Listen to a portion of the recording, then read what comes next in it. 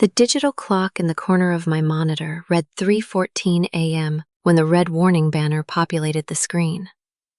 I was sitting on a folding wooden chair inside the unheated utility closet under the basement stairs. The 4-foot space I had converted into a makeshift office using 2 milk crates and a sheet of sanded plywood. The air in the closet smelled like damp laundry soap, rust, and old concrete. Bright red pixels glared back at me from the county land registry portal. Civil foreclosure proceeding initiated. 24 hours until final auction docket. My left hand was resting on the plywood desk, my fingers closed around a cold, conical piece of metal. It was a heavy brass plumb bob from my late grandfather's carpentry kit. 2 pounds of solid, unplated brass, perfectly tapered to a needlepoint at the bottom. When I was 8 years old, he set that exact tool on his workbench, suspended it by a single length of cotton string, and told me that no matter how loud a person screams, lies, or negotiates, gravity never edits its audit trail. A plumb line is absolute vertical truth. It cannot be bribed, and it cannot be persuaded to bend. I held that cold brass in my fist while staring at a $50,000 home equity lien attached to my 82-year-old grandmother's paid-off house. Look, if you've ever had to sit in a pitch-black utility closet at 3 in the morning, holding an unyielding piece of brass while staring at an official bank foreclosure notice attached to the house where your vulnerable grandmother is sleeping upstairs, tell me how long it took for your heart to stop hammering against your ribs. How do you keep your hands from shaking when you realize the person who put that foreclosure banner there is your own blood? Because truth be told, I had been running on a 0-byte integrity check for 5 straight years. To understand how I ended up sitting in that freezing closet staring at an impending civil auction, you have to understand how my brain processes the world. I work as a medical data archivist for a regional hospital network. My entire professional existence is governed by chain of custody protocols, timestamp verification, and strict data integrity. When a clinical file comes across my terminal, I don't care about the patient's background, and I don't care about the doctor's reputation. I check the digital signature. I audit the metadata properties.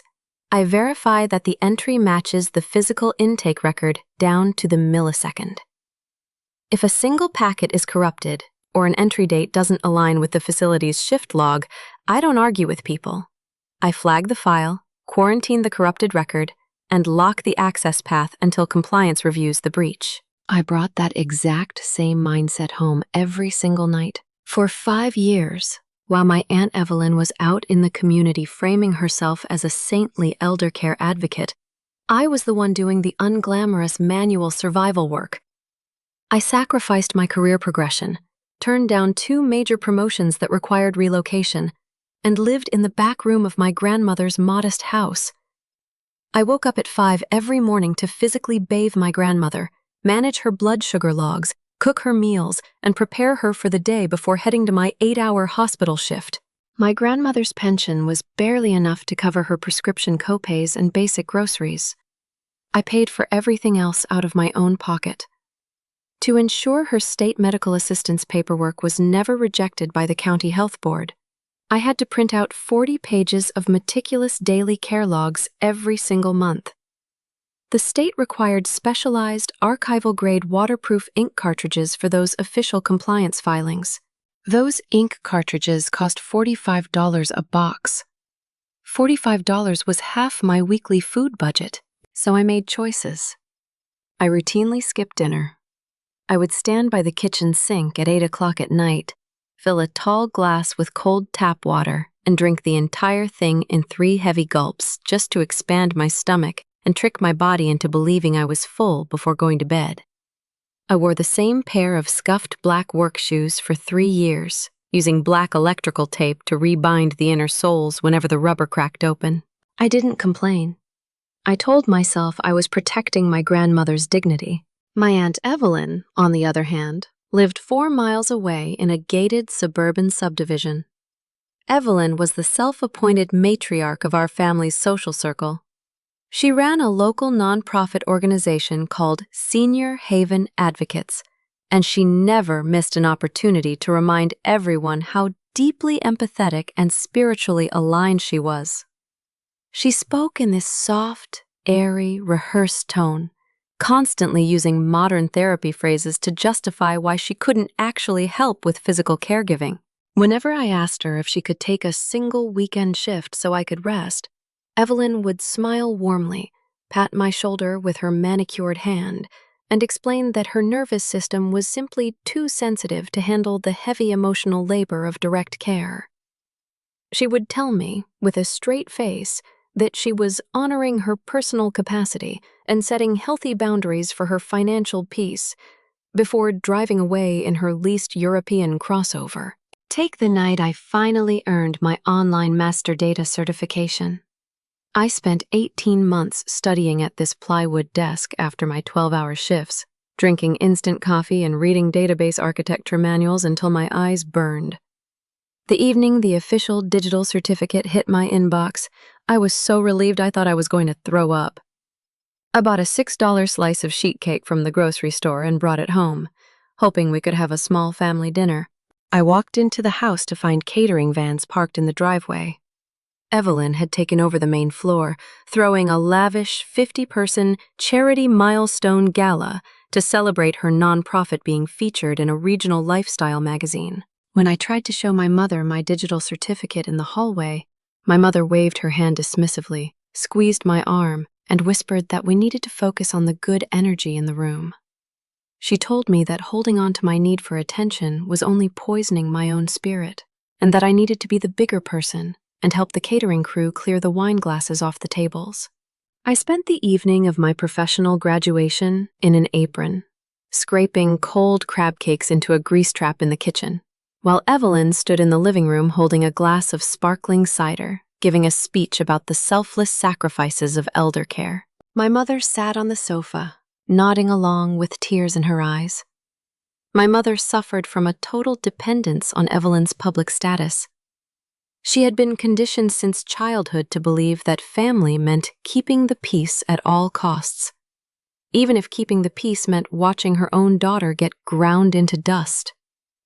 Whenever I tried to point out that Evelyn was using our family's struggles to build her own public profile, my mother would close her eyes, shake her head, and recite her favorite mantra.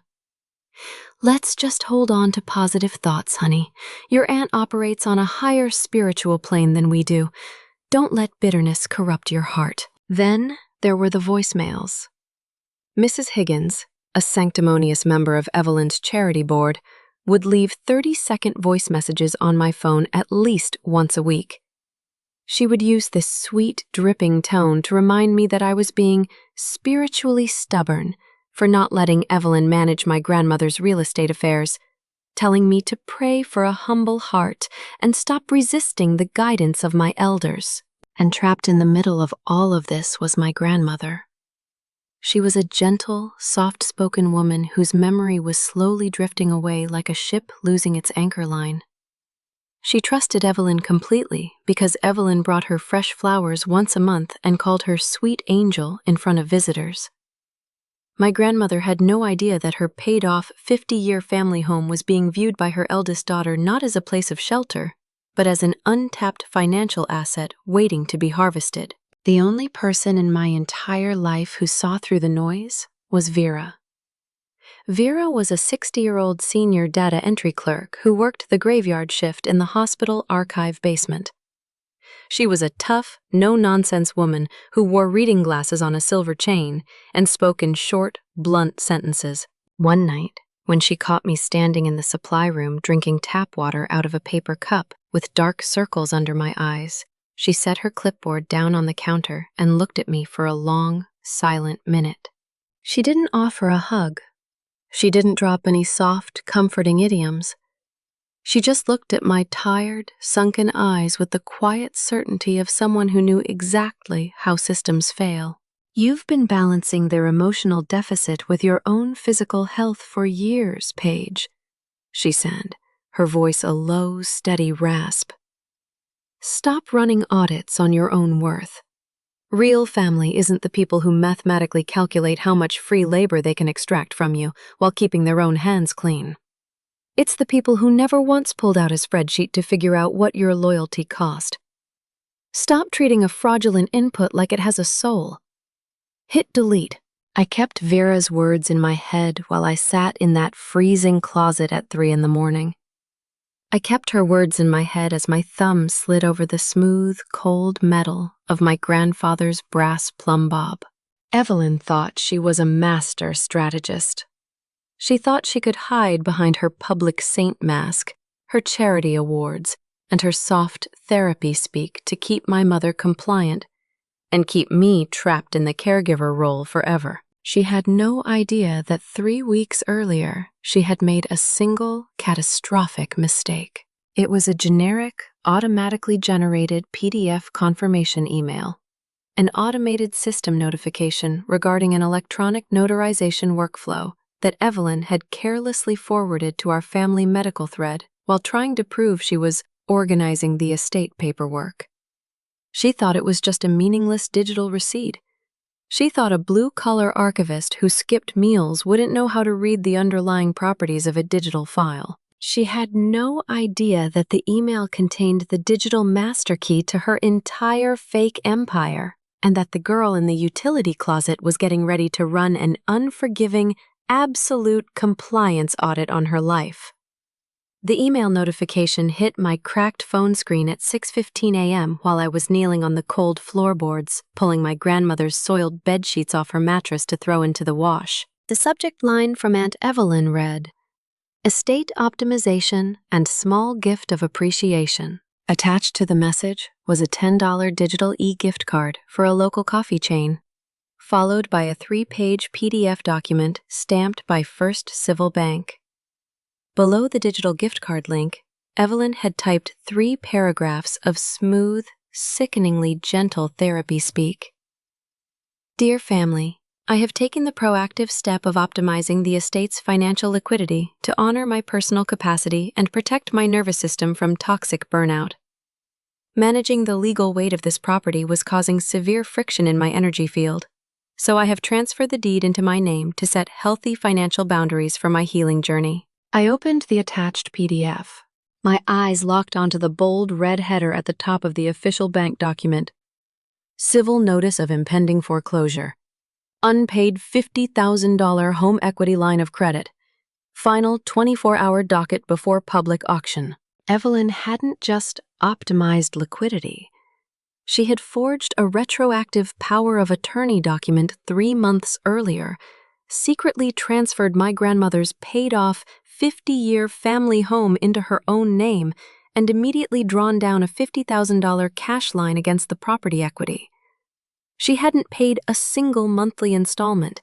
She had taken the cash, let the interest compound, and left my grandmother and me 24 hours away from being thrown out onto the street by a county municipal eviction clerk. And she had handed me a $10 coffee gift card to cover the damage.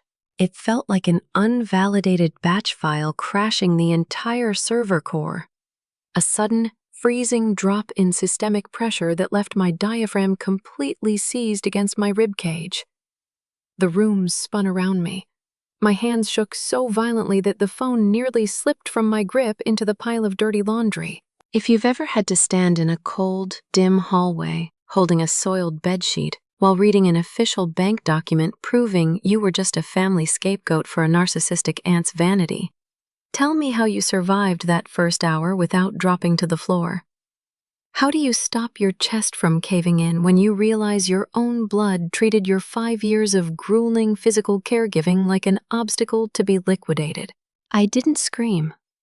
I couldn't afford to wake my grandmother. I dropped the sheets, pulled on my worn work coat, and drove straight over to Evelyn's house. The front door was unlocked. I pushed it open and walked into her spotless, sunlit kitchen. Evelyn was sitting at her marble island in a white silk bathrobe, sipping a fresh green smoothie while typing on her tablet. My mother was sitting across from her, folding cloth napkins for Evelyn's upcoming charity brunch. "Where is the $50,000, Evelyn?" I asked. My voice was raspy, dry, and flat, the sound of an engine running completely out of oil. "Where is the money you took against Grandma's house?" Evelyn didn't startle. She set her green smoothie down on a coaster, let out a soft, rehearsed sigh, and looked at me with this sickeningly condescending pity. "Paige? Sweetheart?" Evelyn said, her voice dripping with artificial warmth as she reached out a hand she knew I wouldn't take. "You are bringing so much frantic, chaotic energy into my space right now. I explained in the email, the estate's equity was stagnant. I redirected those funds to stabilize my personal foundation so I can continue my community advocacy. You really need to examine why you have such a toxic attachment to brick and mortar." "You forged her power of attorney." I stepped closer to the island, my knuckles turning white as I clenched my fists inside my coat pockets. "There is an active foreclosure notice on her home. We have 24 hours before the bank auctions the house out from under her." "Don't you raise your voice in this house," my mother snapped, dropping her cloth napkin and standing up from her chair. My mother didn't look at the foreclosure notice in my hand. She stepped directly into my path, aggressively wringing her cloth napkin, her face twisting into this frantic, desperate mask of toxic positivity. "Paige, stop it right now. We need to focus on good energy in this family. Holding on to this dark, bitter anger is only poisoning your own spirit. Your aunt operates on a higher spiritual plane than we do. If she moved the funds, it was to manifest a better care environment for everyone. Be the bigger person and let her handle the paperwork." "Mom, she stole $50,000. I stepped around her. "She is losing the house." "If you continue to project this aggressive hostility onto me, Paige," Evelyn interrupted, her voice dropping into a cold, terrifyingly quiet register as she picked up her tablet, "then I will be forced to protect my peace. As the legal power of attorney holder on record, I can execute a mandatory state placement form by 2 o'clock today. I will have your grandmother transferred directly into a state-run, minimum-wage hospice facility across the county line. Is that the outcome your nervous system desires?" The air was sucked straight out of my lungs. She was looking me dead in the eye, holding my 82-year-old grandmother's physical freedom hostage. She knew that if my grandmother was moved to a cold, understaffed state facility, the shock and change of environment would kill her within a month. Evelyn was telling me in plain, uneditable English that if I fought the foreclosure or tried to expose the forgery, she would destroy my grandmother's life before the sun went down. Before I could answer, my mother's phone chimed on the counter. It was a speakerphone call from Mrs. Higgins, Evelyn's church friend. "Clara, dear?" Mrs. Higgins's voice echoed through the kitchen speaker, sharp and sanctimonious. "I hope Paige isn't causing another hysterical scene over there. We are praying so hard for her to find a humble spirit and stop resisting her aunt's guidance. Tell her that rebellion against family authority is a spiritual disease." Evelyn smiled softly, taking another sip of her smoothie, completely surrounded by her wall of enablers, leverage, and fake sanctity. I turned around and walked out of the house into the freezing morning rain without saying another word. By 1 o'clock that night, I was back inside my 4-foot utility closet under the basement stairs. The narrow space was freezing. I sat on my wooden folding chair under the pale glow of my monitor, pulling an old gray physical desktop calculator out of my desk drawer. My hands were shaking so violently that I could barely keep my fingers on the plastic keys. I began punching in the numbers. $50,000 base loan, 12.8% compounding civil interest rate, $385 in monthly late penalties. Total debt required to halt the auction bucket, $54,210. Then I typed in my personal bank balance, $14.12. The math hit me like a physical blow to the sternum. A silent, hyperventilating panic attack seized my throat. I couldn't breathe. I couldn't expand my rib cage. The walls of the utility closet felt like they were collapsing inward, pressing the cold concrete against my shoulders. I pressed my forehead against the edge of the plywood desk, my eyes closed shut, tears stinging my eyelids as my chest heaved in dry, agonizing spasms under the dim fluorescent light.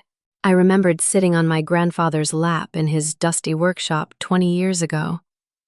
I remembered him handing me that heavy brass plumb bob, wiping a smudge of sawdust off my cheek, and telling me that an honest worker never had to fear a straight line. The man who taught me that was gone, and the home he built with his own hands was about to be auctioned off to satisfy an aunt's unpayable debts. It's a terrifying thing to look at the people who share your DNA and realize the root directory has been completely corrupted from the inside out. You spend years manually backing up their emotional deficits, skipping meals, printing out waterproof care logs, convincing yourself that if you just maintain perfect compliance, they'll finally validate your existence. But you cannot restore a family matrix when the primary nodes are actively programmed to overwrite your survival. They don't want a niece or a daughter. They want a human quarantine drive, a silent, invisible server designed to absorb their massive, unpayable debts so they can keep playing their charity games in the sunlight. The immense biological energy it takes to constantly process their fraudulent inputs doesn't just exhaust you. It fundamentally fragments your own memory. I spent 5 years acting as a firewall for an aunt who weaponized her own nervous system to harvest my youth, and a mother who outsourced her reality to a liar. And the most devastating part? They will sip artisanal lattes tomorrow morning, completely unbothered, while I sit in a pitch-black closet calculating the exact hour a bank destroys my grandmother's life. The panic attack cleared. The tears on my face dried against the cold air of the utility closet. I reached out my hand and wiped the moisture off my monitor screen with my coat sleeve. My breathing slowed down, turning steady, measured, and quiet. I stopped looking at Aunt Evelyn as a family member who was failing us. In my trade, when a clinical database file arrives with corrupted headers, altered timestamps, and missing chain of custody logs, you don't sit there weeping and asking the file why it's invalid. You don't try to reason with a broken algorithm. You flag the entry, quarantine the corrupted input, and initiate a full, unyielding compliance audit that locks the user out of the network permanently. Evelyn thought she had trapped me with her hospice threats and her fake therapy phrases. She thought she was an untouchable saint playing chess with an exhausted blue-collar archivist. She had no idea that the girl sitting in the utility closet was done trying to fix the corrupted file. She was getting ready to nuke the entire database. It was 2:14 a.m. when I turned back to the glowing monitor in my freezing utility closet. My knuckles were red, my hands trembling so violently that my right index finger kept slipping off the plastic mouse wheel. The air under the stairs was heavy, smelling of damp concrete, old copper pipes, and the sharp chemical tang of my portable battery charger heating up on the plywood desk. I opened the raw email file, the one Aunt Evelyn had forwarded to the main family thread 3 weeks ago, under the subject line, Estate Optimization and Small Gift of Appreciation. Most people just look at a PDF document on a screen. They see the crisp black lettering, the blue ink signature, the fancy gold-bordered seal at the bottom, and their brain automatically accepts it as absolute truth. They believe that if a document looks official, it must be valid. But I am a medical data archivist. I don't look at the image on the screen. I look at what lives underneath the glass. In my trade, every digital file is just a wrapper hiding an indelible digital paper trail called XMP metadata. Whenever an electronic notary stamps an official state document, the system automatically embeds an encrypted, unalterable cryptographic timestamp directly into the PDF's internal code stream. It records the exact IP address, the server ID, the machine's internal clock, and the public key infrastructure certificate of the issuing state authority. You can fake a signature on a piece of paper with a good blue pen, but you cannot fake the physics of a server handshake. My fingers moved across the mechanical keyboard in a fast, aggressive rhythm. Frantic, loud clicks echoing inside the tight wooden closet. Click, click, click, click, click. Sweating despite the freezing draft, I right-clicked the document, bypassed the visual rendering layer, and opened the PDF's raw structural properties window. I pulled up the digital certificate chain. I was looking for the cryptographic validation stamp from the State Department of Licensing and Regulatory Affairs, Division 4, the exact municipal jurisdiction listed on the notary's embossed seal. I zoomed in on the raw metadata string. My breath hitched in my throat. I stopped clicking. The screen glared back at me in stark, monospace text. System log, PDF XMP me, Tethystream streaming start. Document worthy, power of attorney estate transfer.pdf, digital signature ID, ST notary DIV 499802, 4 online, timestamp UTC, 2026 0412. 141402 EST. Server is active for all records. System log, PDF XMP me, Tethystream end. I stared at that timestamp for 10 solid seconds. My heart was hammering so hard against my ribs that my vision blurred around the edges. April 12, 2026. I pulled up my desktop calendar app with a frantic swipe of my thumb. April 12, 2026 was a Sunday. A dry, hysterical gasp tore through my throat. Under Title 14, Section 802 of our State Administrative Code, the State Department of Licensing, Division 4 Notary Validation Server is legally mandated to be taken offline every weekend for automated database maintenance and cryptographic security backups. State Division 4 servers do not issue, validate, or execute electronic notarization stamps on Sundays. It is a physical, legal, and technical impossibility. Whoever generated that PDF hadn't used an official state-bonded notary portal. They had bought a fake, black market digital signature template off a shady overseas proxy server, filled in a forged Division 4 commission number, and manually typed in a Sunday date without realizing that the underlying XMP code stream would record the server's true timestamp forever. The power of attorney document wasn't just suspicious. It was a digital ghost. It was completely, undeniably, and catastrophically fraudulent. Right then, this sickening wave of conditioned self-doubt hit me like a physical punch to the stomach. The scapegoat reflex.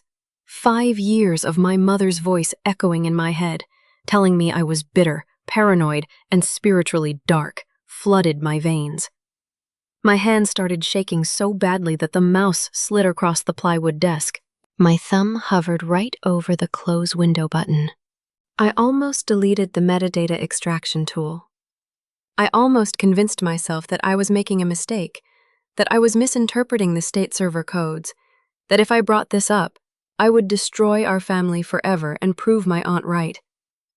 I sat in that dark, freezing closet, hyperventilating, holding my thumb a fraction of an inch above the glass, ready to wipe the evidence and go back to swallowing the abuse. Then I looked down at my feet. I looked at the black electrical tape wrapped tight around the split seam of my 3-year-old work shoe.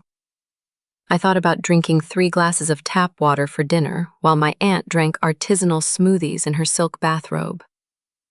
I thought about my 82-year-old grandmother lying in her bed upstairs, completely unaware that her daughter was 24 hours away from letting her house be auctioned off. I didn't close the browser. I tapped Export Certified Audit Log PDF, driven by the cold adrenaline of someone who had just found the structural flaw in a load-bearing wall. I began digging deeper into the financial routing numbers embedded in the bank's foreclosure notice. If Evelyn had taken out a $50,000 home equity line of credit against my grandmother's house, where did the money actually go? She hadn't bought new cars. She hadn't remodeled her own house. I pulled up the Public Civil Court Clearinghouse database and cross-referenced the bank's wire transfer routing sequence numbers attached to the HELOC disbursement ledger. The receipts populated the screen in chronological order. 3 wire transfers, executed 48 hours after the forged power of attorney was stamped. Wire 1, $18,500. Account holder, Apex Horizon Global Services LLC. Merchant category 7995. Offshore gambling and betting services. Wire 2, $16,200. Account holder, Apex Horizon Global Services LLC. Merchant category 7995. Offshore gambling and betting services. Wire 3, $15,300. Account holder, Apex Horizon Global Services LLC. Merchant category 7995. Offshore gambling and betting services. The verbatim text stared back at me from the bright glare of the monitor. Evelyn hadn't been optimizing the estate's liquidity. She hadn't been saving the money from my grandmother's future health care. She was drowning in a secret, devastating offshore sports gambling addiction. She had gambled away $50,000 of my grandmother's home equity in less than 72 hours to cover her humiliating debts. All while wearing silk robes, throwing charity galas, and telling the entire community that she was a saintly advocate for the elderly. The secret second life was laid bare on the digital ledger in unfakeable text. I didn't weep. The frantic, panicked trembling in my hands completely stopped. In my trade, when you find a corrupted file that threatens the integrity of an entire clinical database, you don't weep for the corrupted file. You don't ask the corrupted file why it broke the rules. You lock the file down, you copy the audit trail across 3 redundant backup servers, and you hand the master report to the compliance director.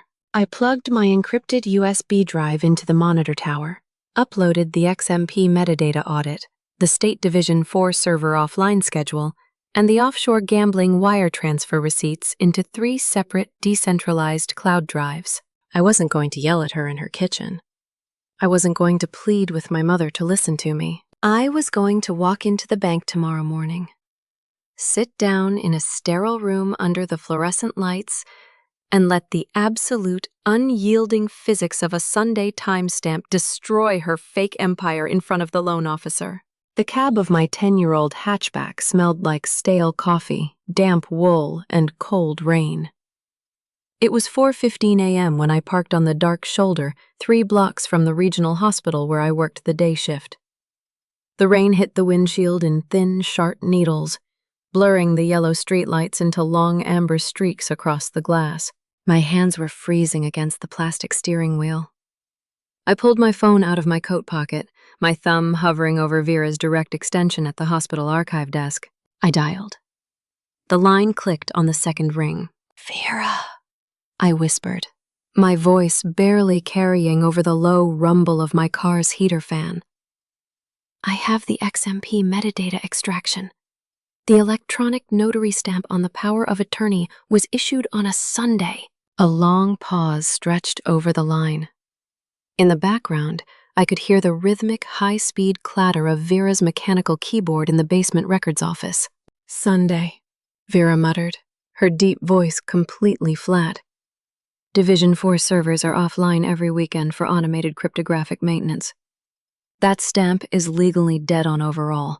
She threatened to execute an emergency state hospice transfer by 2 o'clock today, I said, my chest tightening as the rain rattled against the roof. She wants to use the forged document to put my grandmother into a minimum wage county facility before the bank auction closes. I need the medical chain of custody lock executed before the county health portal updates at 6 a.m.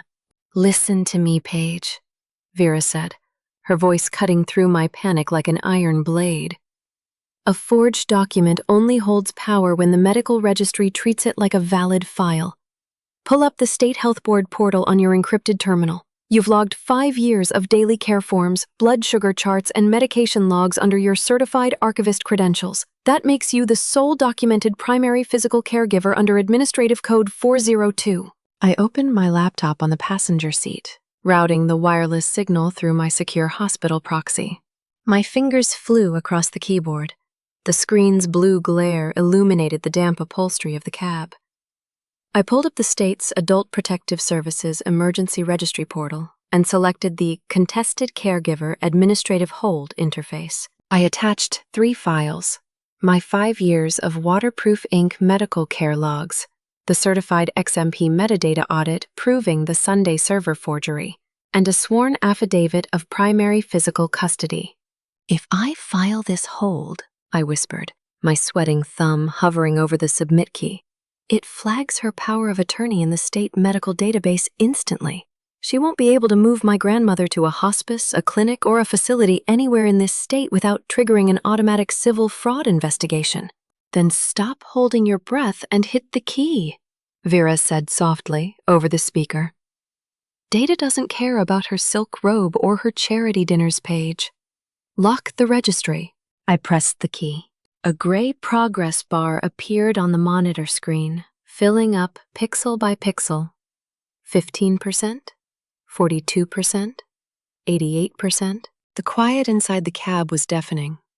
My heart hammered against my ribs like a trapped bird. If the state server rejected the archival override because of an administrative error, Evelyn would still have the legal leverage to take my grandmother at noon. The progress bar hit 100%. A stark green system confirmation banner flashed across the glass. "Emergency medical hold activated. Parcel 408B. Power of attorney transfer suspended pending judicial audit. Primary caregiver status locally locked." I closed the laptop screen.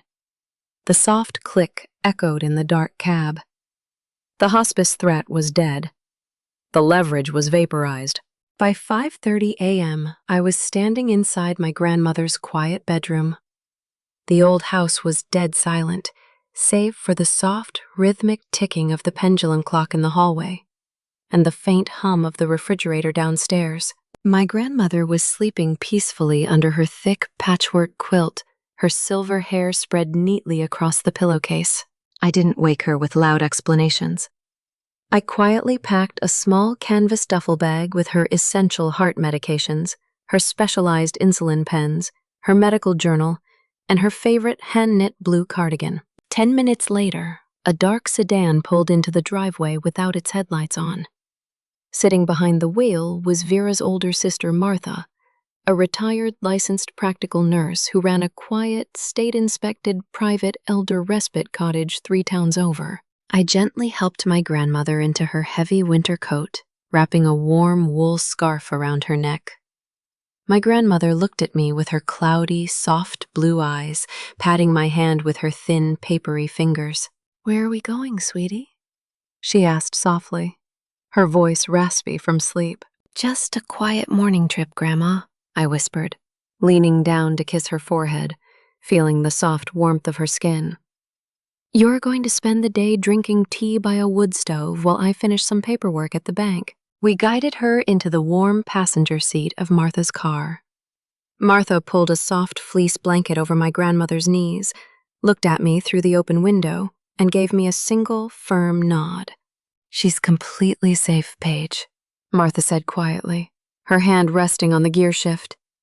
"Nobody gets through my front door without a state court order. You go take care of that bank." I stood on the wet gravel driveway, watching the red taillights of Martha's car fade into the morning fog until they disappeared around the corner. The emotional hostage was gone. My grandmother was safe.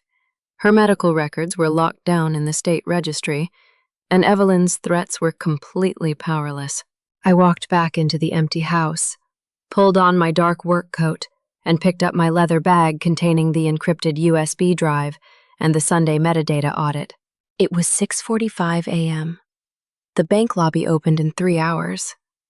Evelyn still thought she was walking into that meeting holding all the cards, completely unaware that every single exit route had just been welded shut. At 7:15 a.m., I was sitting in my hatchback in the parking lot across from First Civil Bank, watching the cold morning rain streak down the glass. The bank wouldn't open its main glass doors for another 45 minutes. The heater in my car was blowing lukewarm air against my knees, smelling faintly of old dust and dry antifreeze. My phone vibrated on the passenger seat. 3 quick, sharp bursts. I picked it up, A string of notification banners was glowing across the glass from the main family messaging group. Aunt Evelyn had spent the last 2 hours actively executing a quiet smear campaign across the entire extended family network. She wasn't yelling, and she wasn't using angry language. She was using calculated concern, that sickening, soft therapy speak designed to preemptively destroy my credibility before I could ever present a single piece of evidence. She had posted a long, tearful update in the group chat, attaching a picture of a generic wellness pamphlet. "Dearest family, please keep my niece Paige in your thoughts today. She is experiencing such a severe emotional dysregulation from work stress. She's behaving so aggressively regarding her grandmother's estate affairs. My sister and I are taking her to the bank today to help settle the property paperwork before her nervous system completely unravels." My mother had immediately replied with 5 heart emojis, adding, "Thank you for taking the lead, sister. We just need to pray for Paige to release her toxic attachments." Mrs. Higgins, the church friend, chimed in right after. "Amen. Resisting authority is a sign of an unhealed spirit." They were systematically paving the road ahead of me. They were turning every relative, neighbor, and church member against me so that when I spoke up about the foreclosure, everyone would just shake their heads, sigh with patronizing pity, and assume I was having a psychotic break. I sat in the cold car, watching the notifications roll across the screen. My hands were freezing, but I didn't type a reply. I didn't defend myself. In my trade, when a bad actor attempts to overwrite a clinical ledger with corrupted user notes, you don't fight them in the comments section. You let the system log their IP address and wait for the audit. Then, at 7:42 a.m., Evelyn's arrogance finally outran her caution. Her thumb must have slipped on her touchscreen while she was managing 3 different private chat threads at once. A new text popped up in the main family group chat, the one containing 16 relatives, including my aunts, uncles, and cousins. The message read verbatim, "Make sure the notary backdates it to Saturday so the bank doesn't flag the Sunday stamp on the power of attorney. Tell Paige it's just standard estate optimization." 3 seconds of total, suffocating silence hung in the air. I stared at the screen, my heart stopping in my chest. Suddenly, the text vanished from the chat. A small, gray system line replaced it. Message deleted by sender. A second later, Evelyn sent a frantic follow-up message to the chat. "Oh goodness, wrong window. Old eyes playing tricks on me again, confusing my contacts." My mother immediately replied, "No worries at all. Technology is so overwhelming for all of us." They thought it was over. Evelyn thought she had pulled the hot wire before anyone could read the code. She had no idea that before her thumb even hit the delete button, my fingers had executed a split-second hardware shortcut. The high-resolution screenshot was saved directly to my secure local drive, time-stamped, uneditable, and backed up across 3 separate servers. The digital ghost of her admission was locked in amber forever. At 8:15 a.m., my phone rang. It was Evelyn. "Paige. Sweet girl," she said, her voice dripping with artificial warmth over the car speaker. "I'm arriving at the bank early with my son's toddler.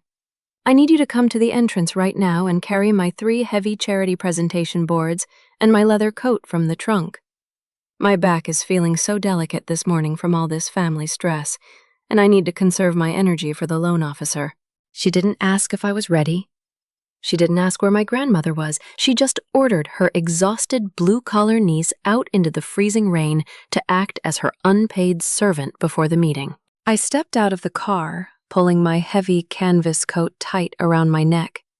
The freezing drizzle cut across my face as I walked across the wet asphalt toward her luxury European crossover, idling by the bank doors. Evelyn popped the trunk from inside, sitting in her heated leather seat, sipping an artisanal latte, while her 3-year-old grandson screamed in his car seat in the back. I reached into the trunk, lifting 2 heavy 30-pound wooden display frames wrapped in plastic, along with her heavy wet wool overcoat. The sharp corners of the wooden frames dug into my forearms, my scuffed work shoes slipping slightly on the wet curb as I struggled to hold everything in the freezing wind.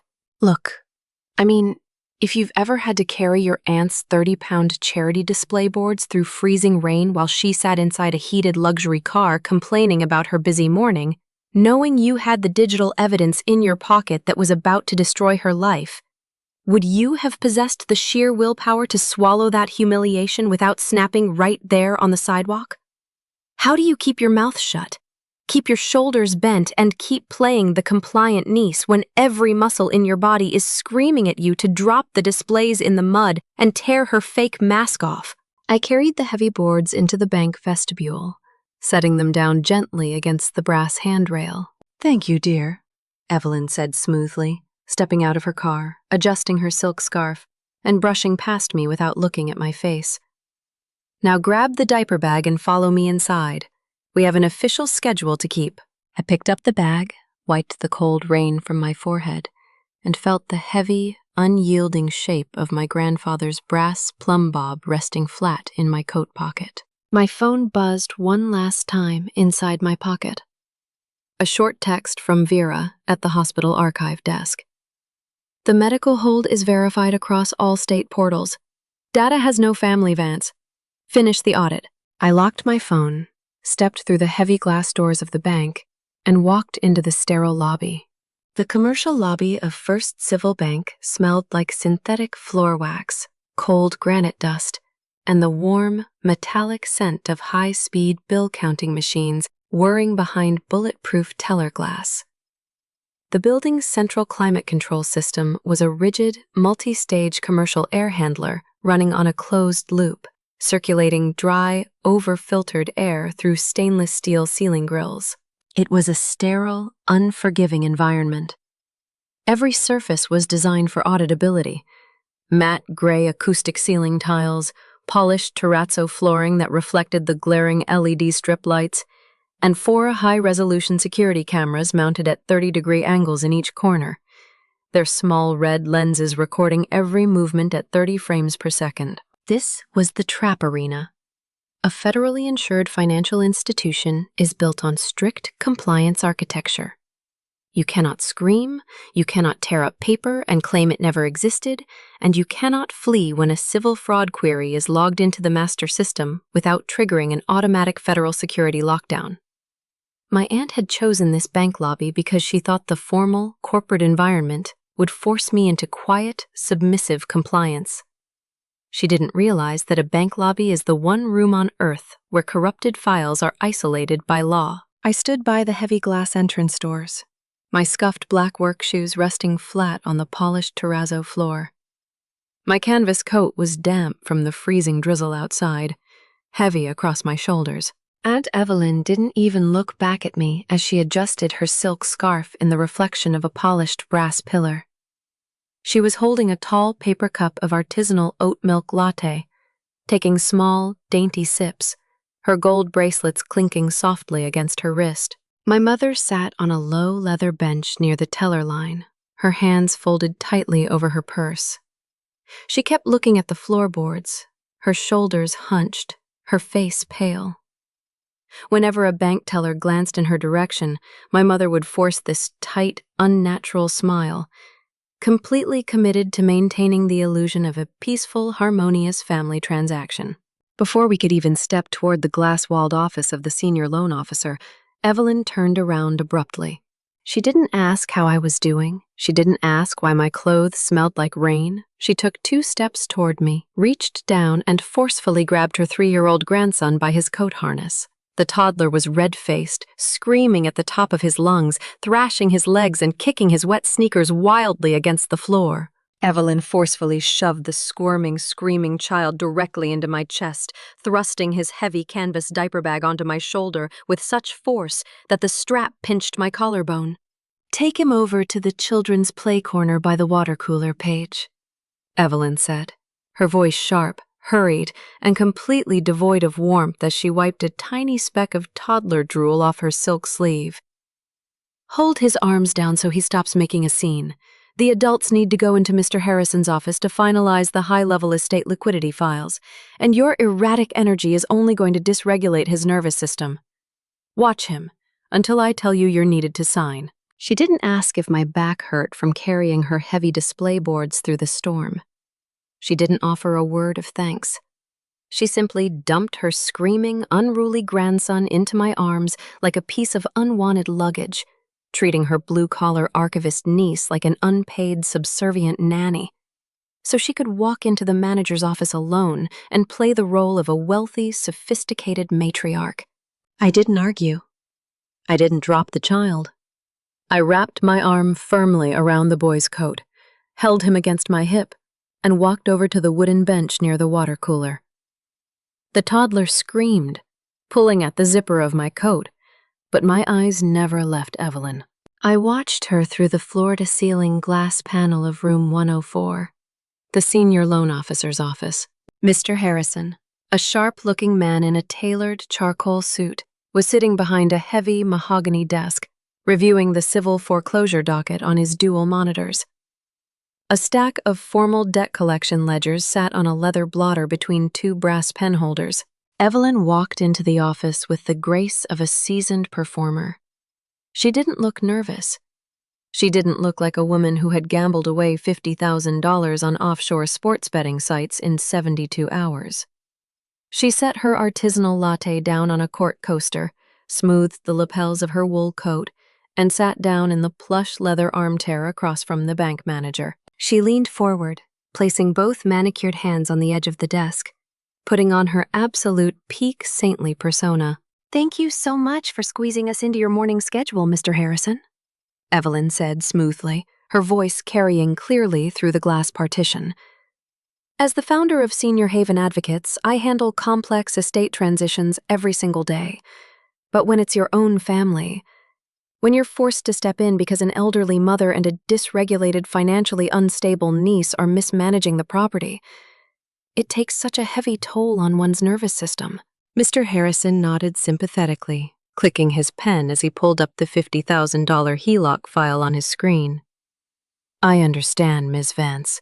The bank appreciates your proactive approach to resolving this $50,000 default before the final auction docket closes at noon." "Of course," Evelyn sighed, letting out a soft, rehearsed exhale as she gestured gracefully with her hand. "I had to transfer the deed into my name and optimize the estate's liquid assets to protect my personal capacity. I am simply setting healthy financial boundaries to create a harmonious, sustainable care environment for my mother's golden years. I am sure you understand that true leadership requires making difficult, boundary-setting decisions for the collective good." She sat there, in that sterile, federally insured room, using weaponized therapy speak to rewrite her massive civil fraud as an act of saintly martyrdom. She masked her illegal gambling theft behind the vocabulary of self-care, completely confident that the blue-collar niece standing by the water cooler was too intimidated, too exhausted, and too broken to ever challenge her authority on the official record. My mother sat on the bench outside, nodding silently, tears welling in her eyes as she listened to Evelyn's beautiful, noble speech. Inside Mr. Harrison's office, the loan manager uncapped a heavy black ink pen, pulled the formal loan consolidation and foreclosure deferral agreement from a manila folder, and slid it across the mahogany desk until it rested directly in front of Evelyn's manicured fingers. I stood by the water cooler, the screaming toddler kicking against my hip, my right hand resting flat inside my coat pocket. My fingers were closed tight around the cold, 2-pound brass plumb bob, feeling its sharp, unyielding point pressing against my palm. I watched Aunt Evelyn reach into her designer purse, pull out a pair of gold-framed reading glasses, and adjust them on her nose with a triumphant, condescending smirk. She picked up the black pen, her thumbs steady, her eyes gleaming with victory as she prepared to sign the final papers that would lock us out of our home forever. I froze time right there in that sterile lobby. I looked at her raising that pen, looking like a queen receiving her crown, and I wondered if she had any idea how fast a fake saint's empire turns to ash when you feed their unedited metadata directly into the system, because the time-stamped ghost sitting in my pocket was about to give her the answer. I set the screaming toddler down on the plush leather armchair inside the office threshold, setting his heavy diaper bag on the floor. The heavy glass door of room 104 clicked shut behind me, sealing out the ambient noise of the bank lobby and trapping 4 people in the dry, pressurized air of Mr. Harrison's office. Aunt Evelyn didn't stop her hand. Her blue ink pen was less than an inch from the white signature line of the loan consolidation document. She glanced up at me over her gold reading glasses, her eyes flashing with a sharp, murderous irritation, before she quickly smoothed her expression into a sad, patient smile for the bank manager. "Paige, dear?" Evelyn said softly, her voice carrying that sweet, tragic cadence. "I asked you to stay by the children's area. Mr. Harrison and I are in the middle of a delicate legal execution. You are bringing such an ungrounded, dysregulated energy into this room, and it's simply not constructive for our family's healing." I didn't back out of the room. I stepped right up to the mahogany desk, my wet work boots silent against the thick wool rug. My heart was hammering against my ribs in a heavy, violent rhythm, the raw biological adrenaline dump of 5 years of exhaustion surging through my veins. But my face stayed dead still. My voice came out low, soft, and terrifyingly clear, echoing her exact, rehearsed therapy speak right back into her face. "I am simply honoring my nervous system, Aunt Evelyn," I said, letting a faint, sweet smile touch my lips. "I am setting healthy boundaries around data integrity, and I am aligning with my emotional truth before you sign that document." Evelyn's hand froze over the blotter. Her fake smile twitched just a fraction of a millimeter, her eyes narrowing as she stared at me. "What are you talking about?" "Mr. Harrison," I said, turning my eyes to the senior loan manager. "Before my aunt signs that deed release, I need to submit an official civil fraud query under Administrative Code 402. "This is absurd," Evelyn snapped, dropping her pen onto the desk with a sharp clatter, her saintly mask slipping for a microsecond as her voice cracked. "Mr. Harrison, my niece is experiencing a severe mental health crisis from work stress. She is completely ungrounded. I hold the legal power of attorney for the estate." "You hold a forged digital template," I said softly. I reached inside my heavy canvas coat. I didn't pull out a paper folder or a dramatic legal dossier. I pulled out my personal smartphone, unlocked the screen, and set the glass flat on the center of Mr. Harrison's mahogany desk, right between his brass pen holder and Evelyn's artisanal latte.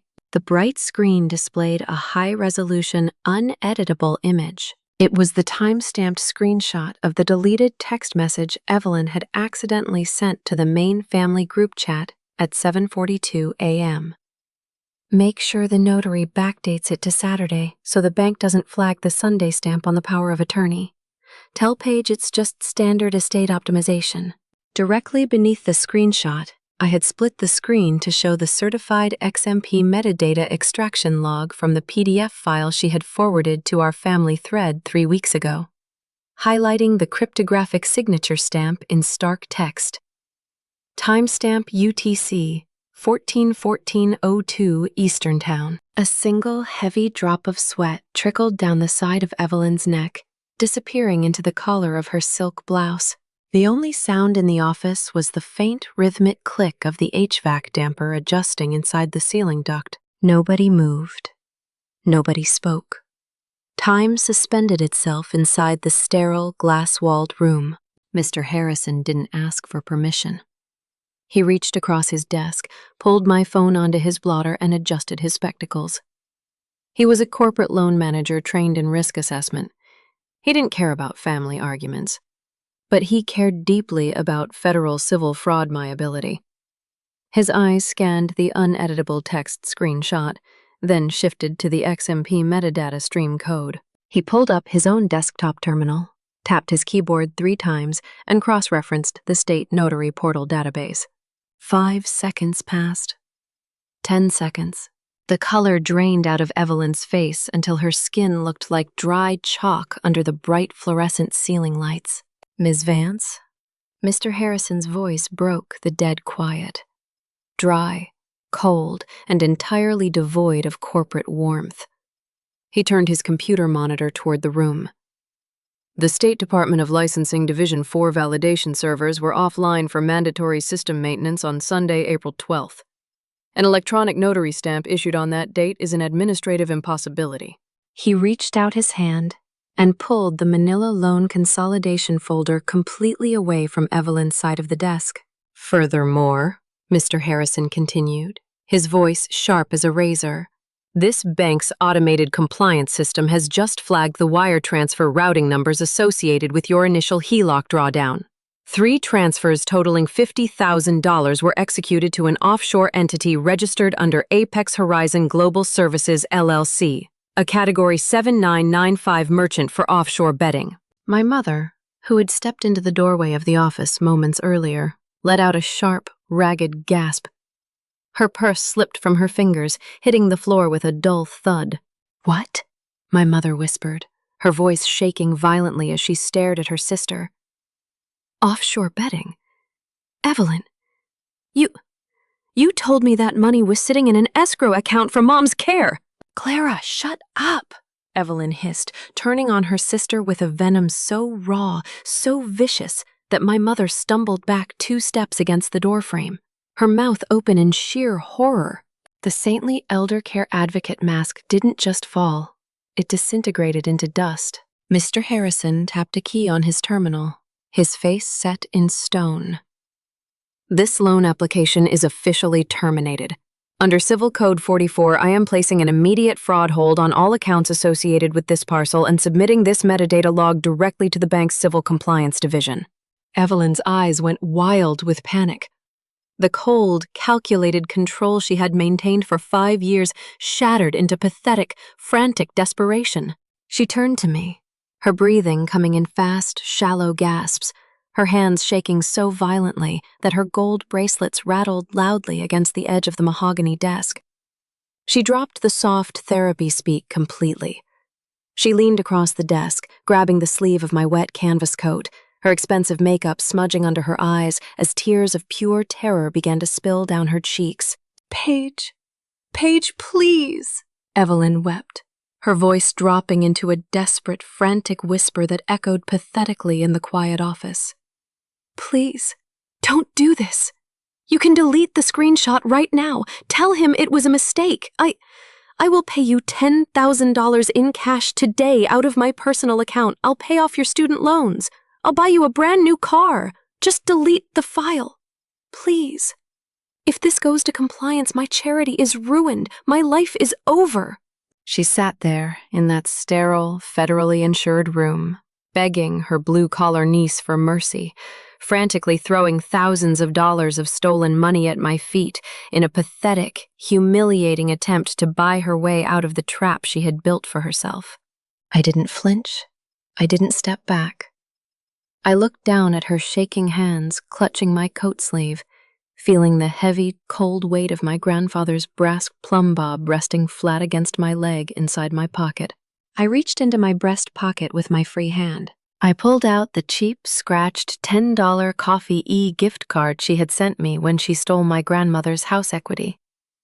I set the flimsy piece of plastic gently on the mahogany desk, right next to her artisanal latte. "The metadata is already logged with the fraud department, so you can stop offering me a bribe because I have to take my grandmother to her appointment." Aunt Evelyn didn't drop to her knees, and she didn't scream. Instead, her mouth stayed slightly open, her lower lip trembling as a thin sheen of cold sweat broke out across her forehead, ruining the heavy layer of beige face powder she wore to her charity meetings. She reached into her designer purse with shaking fingers, pulling out her personal smartphone, her thumb pressing violently against the glass as she tried to open her secondary credit union app. She was trying to execute a high-speed manual transfer, trying to move the remaining $6,000 out of her personal checking account into an offshore digital wallet before Mr. Harrison's security hold updated across the regional network. Her thumb hit the screen 3 times. A dull, electronic chime sounded from the phone's speaker. A stark gray UI box popped up over her mobile banking interface. Error code 44. Account suspended pending civil fraud investigation. Contact system administrator. She tapped refresh. The gray box stayed. She tapped it again. 4 times. 5 times, her thumb jamming so hard against the glass display that the screen distorted into liquid purple blotches under her weight. The slow, unyielding machinery of federal banking compliance had already locked the gates. The money wasn't moving. The offshore accounts were frozen. Her fake life was dead on the wire. Her hands lost their grip. The phone slipped through her shaking fingers, bouncing off the corner of the mahogany desk and landing with a soft thud on the plush wool rug below. She sat there in the leather armchair, hyperventilating through her nose, her eyes darting wildly around the sterile office like a trapped animal, realizing the cage doors had just been welded shut. The heavy metallic thud of a municipal clerk's rubber stamp hitting a deed cancellation ledger 3 weeks later sent a sharp echo through the silent basement archives of the county courthouse. Real civil justice doesn't look like a dramatic movie trial with screaming spectators. It looks like a slow, crushing avalanche of certified mail, unignorable court summonses, and the cold, unhurried precision of financial liquidation. When my mother realized that her sister hadn't been optimizing the estate, but had actually gambled away $50,000 of our family's house equity on offshore sports betting sites, her lifelong toxic positivity didn't just crack, it exploded into pure, bitter outrage. The realization that her own future inheritance had been wiped out by her sister's gambling addiction shattered her indoctrination overnight. She didn't call Evelyn to offer spiritual forgiveness. She hired her own civil attorney, provided a sworn affidavit confirming she had been tricked into signing secondary family papers, and demanded a full accounting of every cent Evelyn had ever touched. The civil magistrate's ruling was absolute. Because the power of attorney document was embedded with an impossible Sunday server timestamp, the court officially invalidated the deed transfer, declaring the document a total civil forgery. The title to the house was legally restored to my grandmother's name, completely clean and free of all encumbrances. To satisfy the $50,000 HELOC debt owed to First Civil Bank, the court ordered the immediate seizure and public auction of Evelyn's personal assets. Her leased European crossover was repossessed from her driveway on a Tuesday morning by a flatbed tow truck. Her private credit lines were canceled. Her personal savings accounts were attached by bank execution warrants, and her suburban home was placed under an emergency judicial lien. When the Charity Board of Senior Haven Advocates received the certified copies of the offshore wire transfer receipts I had emailed to their executive portal, they didn't hold a prayer meeting. Mrs. Higgins, the sanctimonious church friend who had spent months leaving voicemails telling me to pray for a humble spirit, took one look at the Category 7995 merchant codes on the offshore gambling receipts and immediately called an emergency board session. Within 48 hours, the board voted unanimously to strip Evelyn of her title as executive director, remove her name from the nonprofit's bank accounts, and issue a public statement to the local newspaper distancing the charity from her actions. Mrs. Higgins then forwarded the gambling receipts to the entire church congregation mailing list, ensuring that every single donor, neighbor, and social acquaintance Evelyn had spent 10 years cultivating knew exactly where the charity's missing operational funds had gone. Evelyn was officially, permanently excommunicated from every civic circle she had ever dominated. And then the secondary debt collectors arrived. Because the civil court had liquidated her legitimate assets to pay back First Civil Bank, Evelyn was left completely defenseless against the predatory, high-interest private credit syndicates she had used to fund her offshore betting accounts before she stole our equity. She didn't have her charity salary to cover the monthly interest, she didn't have her mother's house to leverage, and she didn't have her family to hide behind. She became completely trapped in the very parasitic cycle of predatory civil debt she had tried to impose on my grandmother. Hounded day and night by aggressive collection agencies, process servers, and legal notice clerks who didn't care about her sensitive nervous system or her spiritual boundaries. I saw her one last time about 2 months after the final court filings were logged. I was standing near a produce stand at the annual summer community fair in the town park, holding a brown paper bag of fresh apples I had bought from my grandmother. The afternoon sun was bright, warming the green grass, and the park was filled with local families, music, and the smell of fried dough. Evelyn was standing near the main pavilion. She was wearing an old, wrinkled linen jacket that looked unwashed.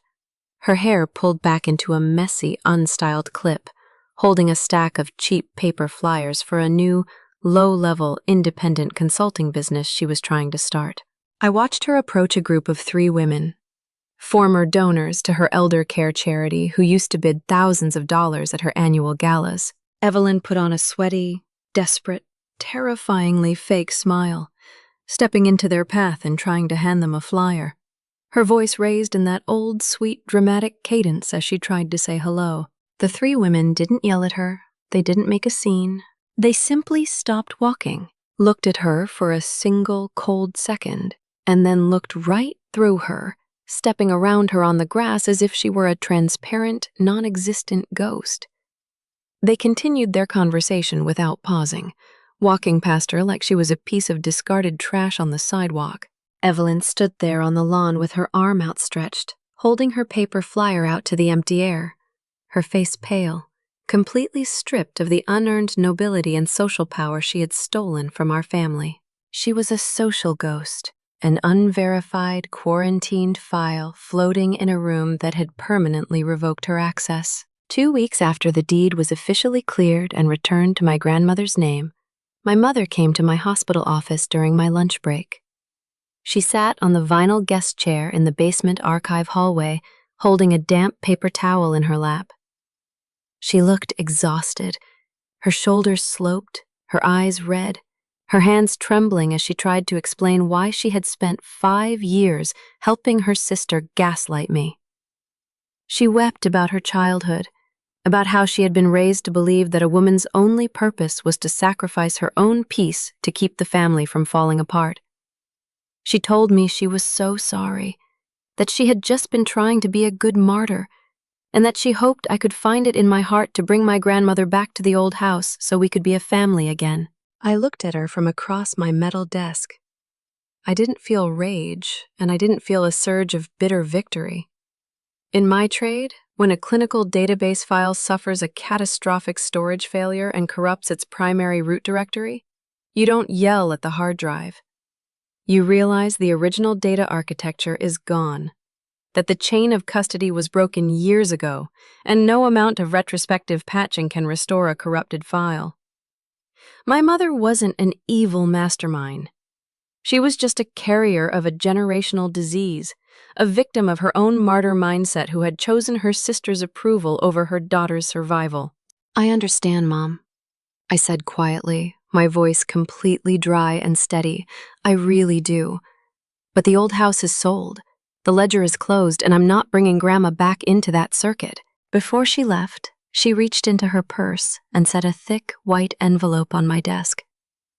It was a 9-page, handwritten letter from Aunt Evelyn, sent from her attorney's forwarding address. Frantic, tear-stained pages begging for forgiveness, asking me to drop the civil fraud affidavit so she could get her consulting license back. I didn't open the envelope. I didn't unfold the paper to read her desperate therapy speak. I picked up my thick black permanent marker.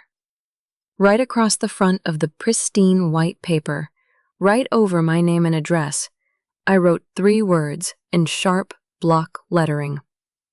Return to sender.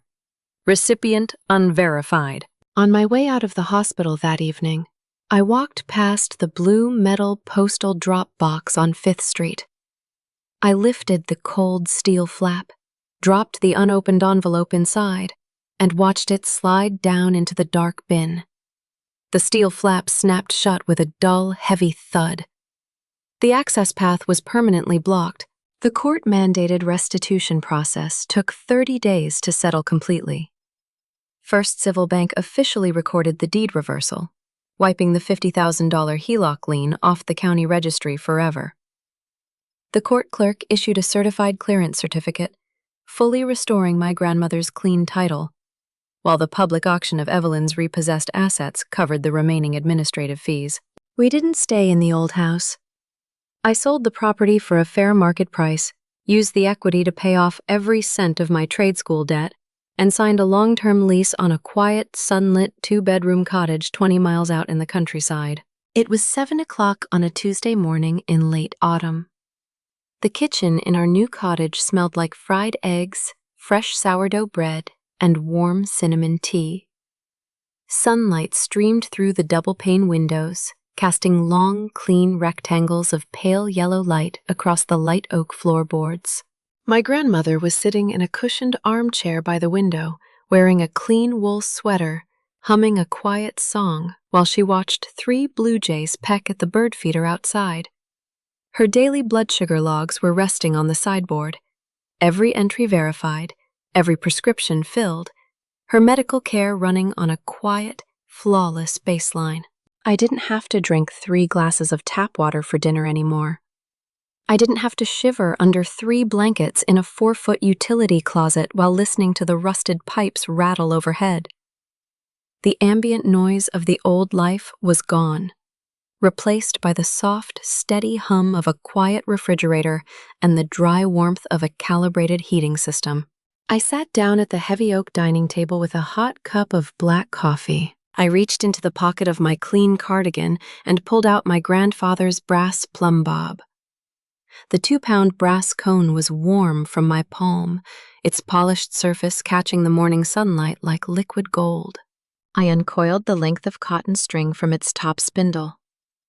I held the end of the string between my thumb and index finger, letting the heavy brass bob dangle 2 inches above the center of the oak table.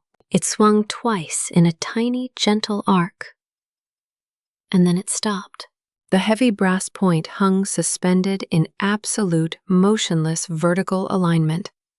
It didn't sway to the left, it didn't lean to the right, and it didn't bend for anyone.